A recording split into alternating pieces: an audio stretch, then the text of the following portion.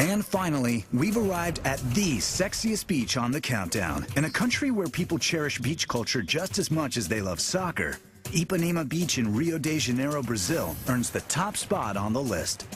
This beach is world famous for its beautiful people, tiny swimsuits, and the unmatched mountain views from its white sands. Rio is a fantastically beautiful Brazilian beach city. It's fringed by mountains, and you have a whole series of beaches. Just miles and miles of white sand beaches that are populated, that are inhabited by probably the most beautiful people that have ever walked the planet.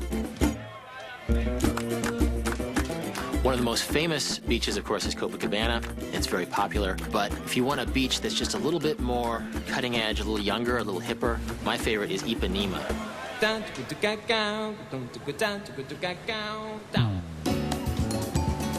Ipanema is where Brazilians from all kinds of different parts of life mix. Because you have kind of the Gucci folk that are coming from the shops that aren't far away. But you also have kids from the favela whose refuge is Ipanema.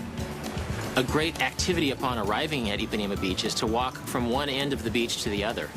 And it'll be pretty evident where the volleyball players are hanging out, where the surfers are hanging out, where the canoodling couples are hanging out, and just sort of find a part of the beach that appeals to you.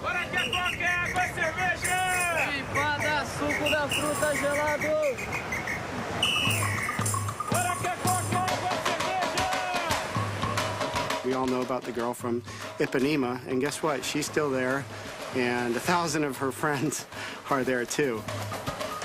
They're all on the beach. They're wearing what they call the fio dental, or the dental floss bikinis. People don't just dress up in a small bikini to get a good tan, but to show off a little bit.